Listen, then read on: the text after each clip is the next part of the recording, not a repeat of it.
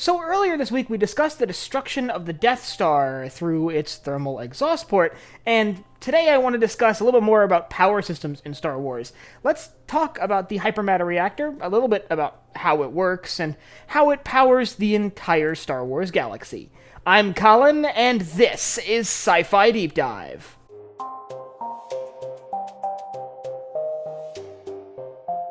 Remember, if you enjoyed this video, to head down below and hit that subscribe button. So at the heart of every city, vessel, vehicle in the Star Wars universe is a power source, and while sometimes it's something small and simple, like a battery, other times it's something massive, like a hypermatter reactor. And that hypermatter reactor is really the core of a lot of the systems we see in Star Wars.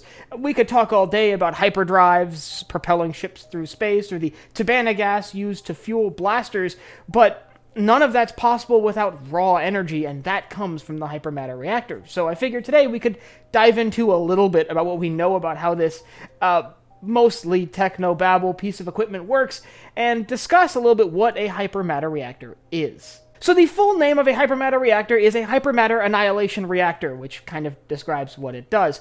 The hypermatter reactor annihilates hypermatter to generate energy. Now, how it does this varies a bit based on the reactor types, but in general it all works the same way. A hypermatter fuel source, like for example coaxium, which we see in Solo, a Star Wars story, is propelled into the center of a large chamber where it is then basically detonated, and somehow that generates electricity used to power the rest of the ship. Interestingly, there is a variant of the hypermatter reactor called the solar ionization reactor, which basically uses the destroyed hypermatter to create a sun, which does make sense if it's creating some sort of fusion reaction. Which, by the way, leads you to believe that this is basically a very advanced fusion reactor, just compressing material with intense amounts of pressure, which does make sense based on the way this reactor appears to be designed. So, basically, at the core of a hypermatter reactor is a near-constant explosion generating electricity, energy, and likely a lot of light. So how do you contain that and keep that from damaging the rest of the vessel? Well,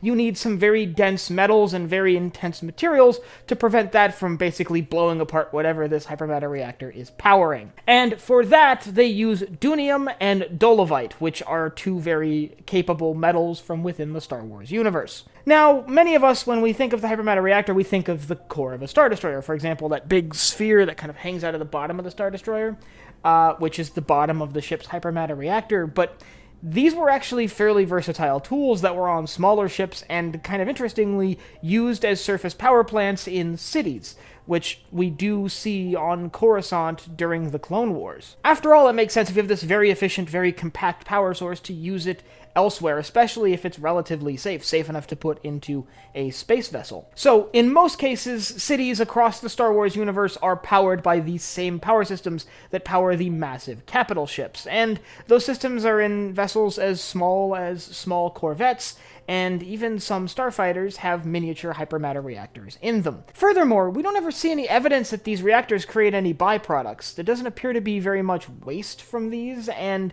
it seems to be an entirely clean form of energy, so for what that's worth, that's kind of cool. But they do pose a certain amount of risk in their own right, because it is basically a contained solar reaction, a large thermal energy release of some sort that is generating heat and energy, which is being barely contained by a sturdy metallic shield. So if that shield is ever breached or compromised, or the systems that regulate that temperature to keep it from skyrocketing are ever damaged, there is a risk that that reactor could explode, and we've seen that from time to time, including on the Death Star. And lastly, I want to talk a little bit about what it produces, the raw electricity or raw energy used to power the rest of the ship. This sort of leans into the fact that most Star Wars vessels appear to be powered by very, very capable ion engines, which in real life are very weak but very fuel efficient.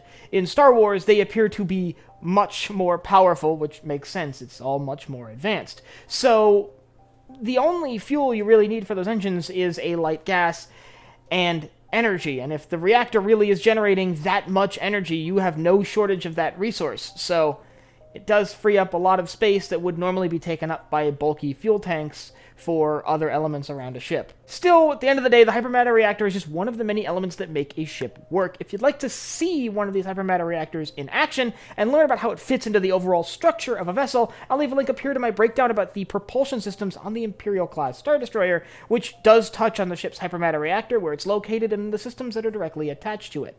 And I'd like you to let me know down in the comments how you think a hypermatter reactor works. Do you think I'm right in my assumption that it's a big fusion reactor, or do you think it works in some other way? And if you have anything else you'd like to see me cover in Star Wars or anywhere else in science fiction, you can let me know down below in the comments. Last but not least, if you enjoyed this video, head down below, hit the like button, the subscribe button, and the bell icon to get notified when I upload new videos. So for Sci-Fi Deep Dive, I'm Colin, and I will see you next time.